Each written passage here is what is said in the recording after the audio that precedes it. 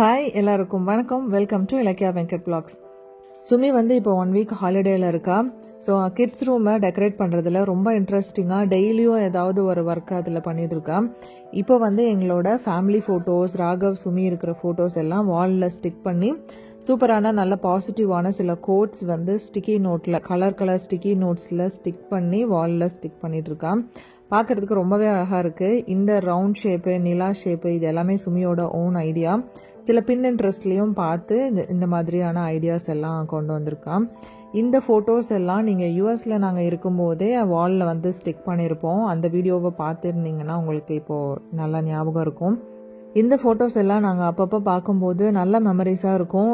சுமி, ராகவ் சின்ன வயசில் இருக்கும்போதுலேருந்து இப்போது லேட்டஸ்ட் பிக்சர்ஸ் வரைக்குமே இதில் இருக்குது. சுமி, ராகவோட ஃப்ரெண்ட்ஸ் வந்து இதில் நிறைய பேர் இருப்பாங்க. மஸ்கட்டில் படித்தப்போ இருந்த ஃப்ரெண்ட்ஸு, வீட்டுக்கு பக்கத்தில் இருந்த ஃப்ரெண்ட்ஸு, யூஎஸ் ஃப்ரெண்ட்ஸு, இந்த மாதிரி நிறைய பேர் எல்லாமே ஷஃபிளாகி இதில் இருப்பாங்க. பார்க்கும்போது எல்லாம் அப்பப்போ நடந்த மெமரிஸ் எல்லாமே ஞாபகம் வரும்.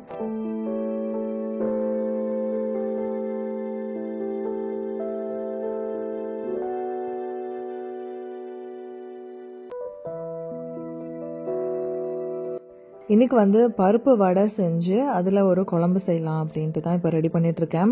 பருப்பு வந்து 1 டம்ளர் அளவுக்கு நல்லா ஒரு 1 மணி நேரத்துக்கு முன்னாடியே ஊற வச்சிட்டேன். நல்லா ஊறிடுச்சு. இப்போ பருப்பு, சோம்பு, கொஞ்சமாக உப்பு, பச்சை மிளகா, இஞ்சி இது எல்லாத்தையும் போட்டு ஒரு தடவை அரைச்சிக்கலாம். கொரகொரப்பாக அரைச்சா போதும். நம்ம வடை செய்வோம் இல்லையா, அதே மாதிரி தான். வடையை வந்து ரொம்ப நைஸாக அரைச்சிட்டோம்னா அந்த பருப்போட டேஸ்ட் வந்து மாறிடும். ஸோ கொஞ்சம் கொரகொரப்பாகவே இருக்கட்டும். இந்த மாதிரி ஒவ்வொரு சில பருப்பு வந்து முழுசாக இருந்தாலுமே ஓகே தான். இந்த அரைச்ச பருப்பை ஒரு பவுலில் ட்ரான்ஸ்ஃபர் பண்ணிக்கலாம். இதுக்கு டேஸ்ட் வந்து கொத்தமல்லி ரொம்ப நல்லாயிருக்கும். அதனால் கொத்தமல்லி போட மிஸ் பண்ணிடாதீங்க. பெரிய வெங்காயம் சின்னதாக கட் பண்ணியிருக்கேன், அதையும் போட்டுக்கலாம்.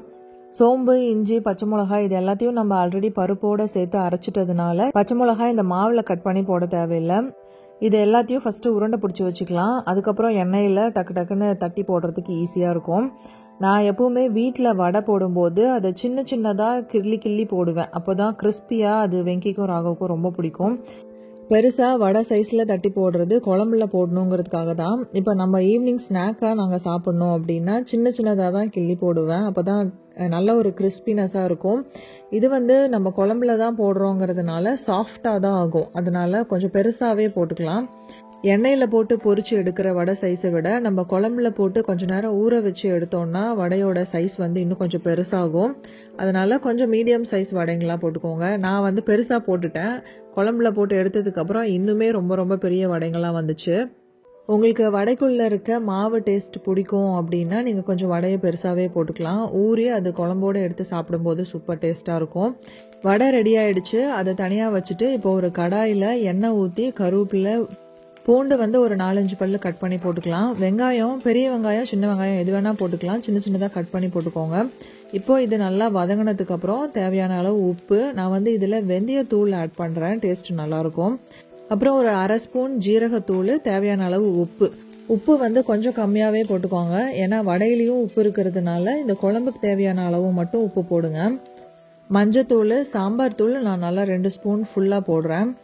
இந்த குழம்பு வந்து கொஞ்சம் காரசாரமாக இருந்தால் தான் டேஸ்ட் நல்லாயிருக்கும். அதனால் வடையிலையும் பச்சை மிளகா போட்டிருக்கோம். இதுலேயும் உங்களுக்கு காரம் வேணும்னா நீங்கள் இன்னும் கூட 1 ஸ்பூன் எக்ஸ்ட்ராவாக மிளகாத்தூள் போட்டுக்கலாம். நான் சாம்பார் தூள் தான் போட்டிருக்கேன்.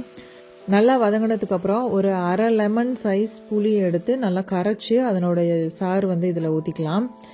நான் ஊற்றின தண்ணியோட அளவு வந்து ஒரு 1.5 டம்ளர் கிட்ட இருக்கும். இது வந்து நல்லா கொஞ்சம் கொதிக்கட்டும். அதுக்குள்ளே நம்ம இதில் தேங்காய் அரைச்சி ஊற்றணும், அது ரெடி பண்ணிக்கலாம்.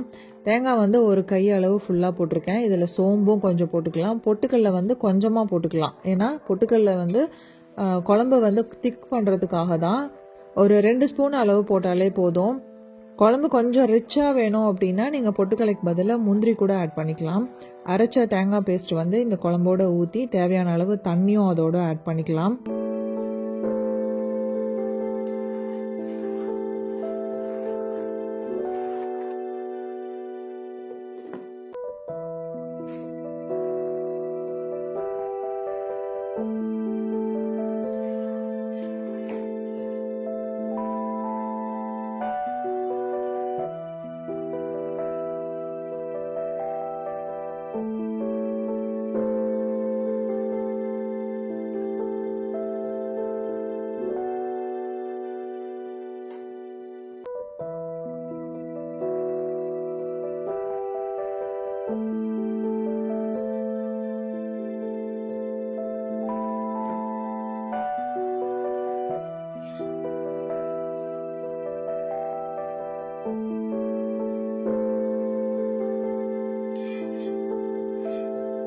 இந்த மாதிரி பருப்பு வடை குழம்பு செஞ்சு பார்த்துட்டு உங்களுக்கு எப்படி இருந்ததுங்கிறத கமெண்ட்டில் சொல்லுங்கள். மெயினாக இந்த குழம்பு வந்து சாப்பாட்டுக்கு ரொம்ப சூப்பராக இருக்கும். பிள்ளைங்க ஈவினிங் டைமில் கொஞ்சம் டைம் ஸ்பெண்ட் பண்ணுறதுக்காக இந்த மாதிரி கார்ட்ஸ் தான் விளாண்டுட்டு இருந்தாங்க. ராகவோட ஃப்ரெண்டு பக்கத்து வீட்டு பையன் ரோஹித்தும் வந்து அவங்களோட சேர்ந்து விளாண்டுட்டு இருந்தான். கார்ட்ஸ் விளாண்டா டைம் போகிறதே தெரியாது. நைட்டு ரொம்ப நேரம் உட்காந்து விளாண்டுட்டு இருந்தாங்க. இட்லிக்கு மாவு அரைச்சி 1 வாரத்துக்கு மேலே ஆகுது. இப்போ இந்த 1 வாரமாகவே சப்பாத்தி தான் நிறையா சாப்பிட்டுட்ருக்கோம். ஏன்னா வெயிட் லாஸ் சேலஞ்ச் போயிட்டுருக்கு இல்லையா, அதனால் இட்லி அதிகமாக எடுத்துக்கல. ஸோ ஆல்மோஸ்ட் 1 வாரம் கழிச்சு எனக்கு இட்லி சாப்பிடணும் போல் இருந்ததுனால இட்லிக்கு மாவு தான் ஊற வச்சுட்ருக்கேன். இந்த 1 வாரமாகவே பிள்ளைங்களும் தோசை வேணும் இட்லி வேணும்னு எதுவுமே கேட்காததுனால அப்படியே சப்பாத்தியே வச்சு ஓட்டியாச்சு. நான் வந்து எப்போவுமே 4 டம்ளர் இட்லி அரிசினா 1 டம்ளர் உளுந்து பருப்பு போடுவேன். ஸோ 4:1 ரேஷியோவில் தான் போடுவேன். வெந்தயம் வந்து 1 ஸ்பூன் மட்டும் உளுத்தம்பருப்போடு சேர்த்து ஊற வச்சுருவேன். ஒரு 4-5 மணி நேரம் ஊறினதுக்கப்புறம் ஃபஸ்ட்டு உளுத்தம்பருப்பு போட்டு நல்லா மைய அரைச்சதுக்கப்புறம் அரிசியை போட்டு கொஞ்சம் கொரப்பாக அரைச்சி 2த்தையும் எடுத்து உப்பு போட்டு நைட்டே நல்லா மிக்ஸ் பண்ணி வச்சுட்டேன். அடுத்த நாள் நல்லா சூப்பராக பொங்கி வந்திருந்தது.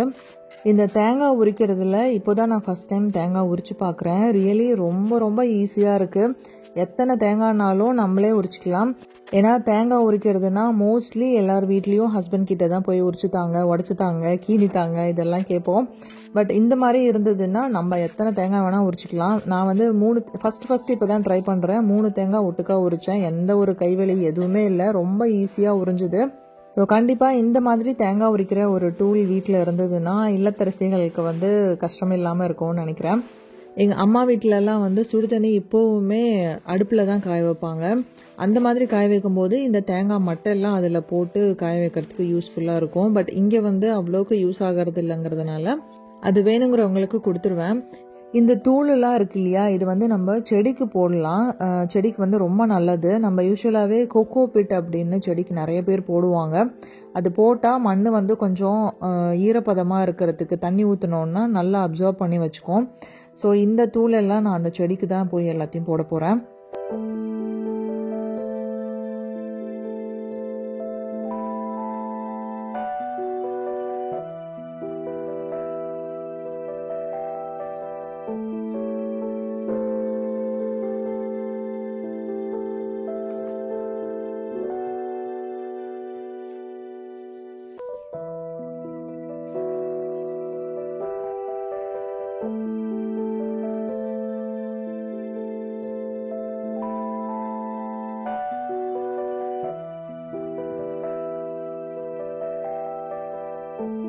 மேக்ஸிமம் கொத்தமல்லி சட்னி பண்ணும்போது இந்த தண்டெல்லாம் தூக்கி போட்டுட்டு இலையை மட்டும்தான் வச்சு பண்ணுவோம். பட் இனிமே வந்து தூக்கி போடவே போடாதீங்க. அந்த தண்டு வச்சு சூப்பர் டேஸ்ட்டில் ஒரு சட்னி பண்ணலாம்.